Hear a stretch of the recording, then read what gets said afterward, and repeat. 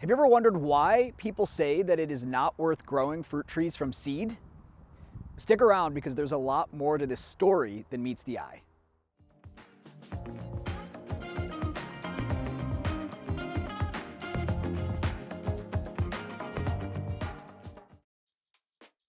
I'm Luke with Regenerative Fruit Growers, and one of my recent initiatives has been growing more fruit trees from seed. No named variety, no history of it being brought over 300 plus years ago by people from a bygone era, genetically new fruit trees from seed. I love old heirlooms and named varieties. They are, at least in part, at the heart of what I grow. From deliberately bred varieties to a chance apple seedling found on some random guy's farm, making him a local legend in the process, these varieties are often cultural time capsules that connect us with people who lived generations before us and who ate, at least genetically speaking, the exact same apple that we eat today. You could take a grumpy old Englishman from the early 1700s, show him the modern world we live in today, and then watch his head spin for how different the world is. But show him that Ashmead's Kernel apple and perhaps he'd feel right at home. But how is it that that Ashmead's Kernel apple is the same as hundreds of years ago? You see, it starts with taking cuttings from a mother tree and then grafting those cuttings onto a separate tree, the rootstock. Grafting is a way of cloning trees. Think of that mother cutting as a Lego block in which you connect that Lego block to another one. But the point at which the blocks connect, there is vascular tissue that begins to fuse together. The tree does not know the difference and goes on to bear the same fruit from that mother tree. And now we can keep making children that are identical to their mothers, who in turn become mothers to more identical children for hundreds of years. But wait, is there any potential downside to all this? To understand the potential downsides of grafting, we must first understand why we graft. Let's take the apple.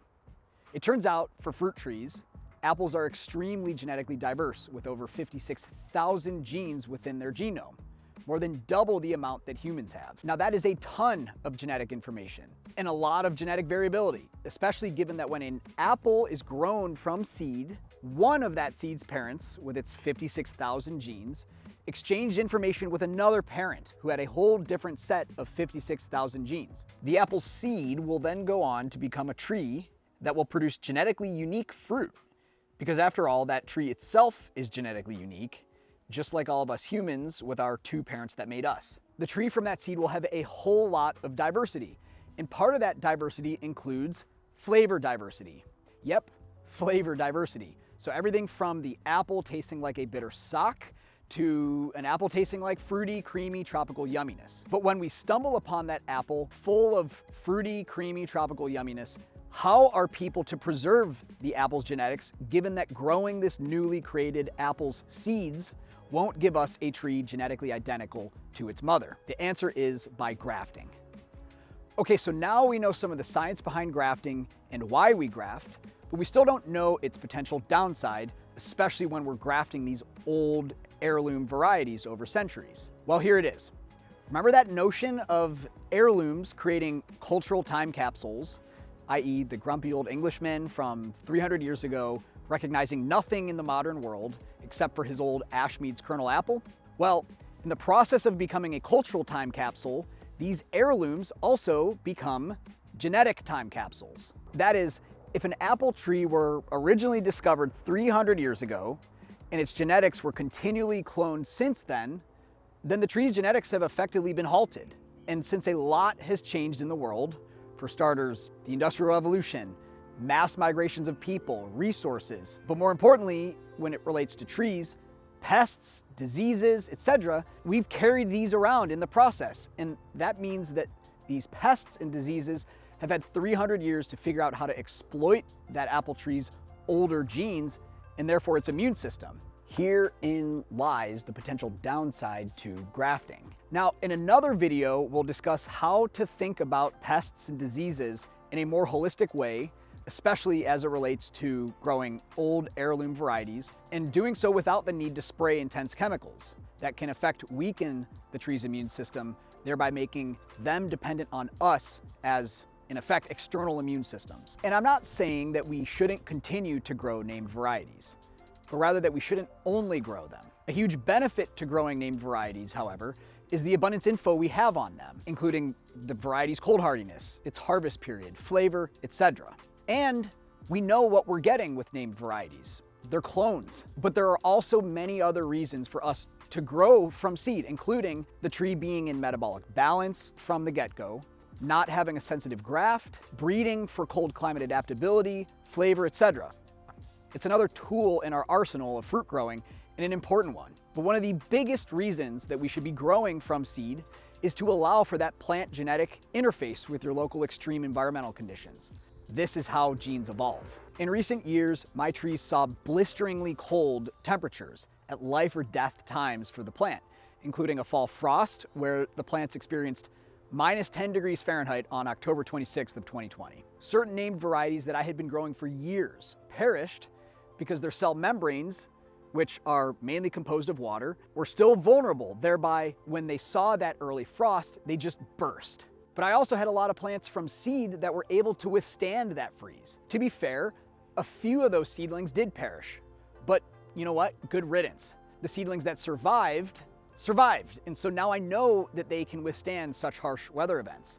And so I selected the ones that survived. Now I'm continually growing those ones out. And so growing from seed proved to be an important tool for selecting more cold climate adapted plants in the face of extreme weather events like fall frost, but also that is a good indicator for midwinter hardiness if it can withstand such early fall frost. And this same idea extends not just to selecting plants resistant to cold, but also other pressures like pests, drought, and diseases. Doing this helps create a more resilient, or to go a step beyond resilience, a more anti-fragile tree. To describe antifragility, imagine standing on a ladder and dropping a glass bottle onto pavement. The second your hand releases the bottle is considered a volatile event. So that would be that October 26th, 2020 minus 10 that we saw. Fragility, meanwhile, would imply that that glass, upon meeting the pavement, would just shatter into 1,000 pieces. But what if that glass actually becomes stronger? Let's say the glass somehow created an extra layer to protect itself. It built an extra glass layer upon seeing that first volatile event, so that in the event that subsequent volatile events happen, it's even more strong. That's what we're breeding for when we interface the tree's genetics with the local climate conditions. So anti-fragile as it relates to trees and breeding would imply they not only can withstand the frost, but they can actually protect themselves better for subsequent years. So when a seedling mother plant experiences certain weather-related events in her life, she can pass those genes on to her progeny. And when those weather events are volatile, like what we saw here on that fateful October morning, then that informational handoff between mother and kiddos is vital. This information, this genetic information, can help increase the child's anti-fragility. Now, the last thing that I'll say is that there is an old adage that just 1 in 10,000 seeds will give you good fruit. But this really doesn't seem to hold much merit and actually serves to prevent people altogether from growing fruit trees from seed.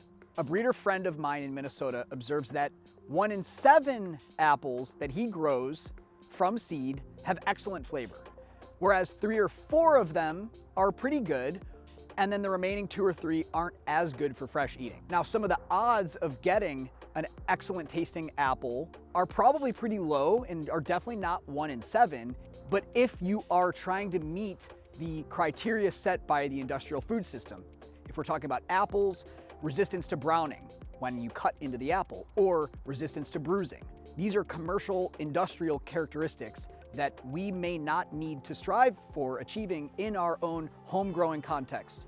And lastly, if the variety grown from seed turns out not to be what you wanted it to be, by the way, they could also be used as animal feed, you can always learn how to graft. To sum it up, growing named varieties is an important tool, but so is growing fruit trees from seed, as this helps avoid the issues of only growing genetic time capsules, and it also increases the notion of anti-fragility that I talked about earlier. This creates a genetic interface between a newly created plant and your local extreme environmental conditions, whether we're talking disease, cold, or many other factors that fruit trees can resist. Now, if you liked this video and you want to learn more about some of the other things that I discussed, then please subscribe to our channel and hit that bell notification so that you know when the next video drops. Thanks a lot for watching, and happy growing.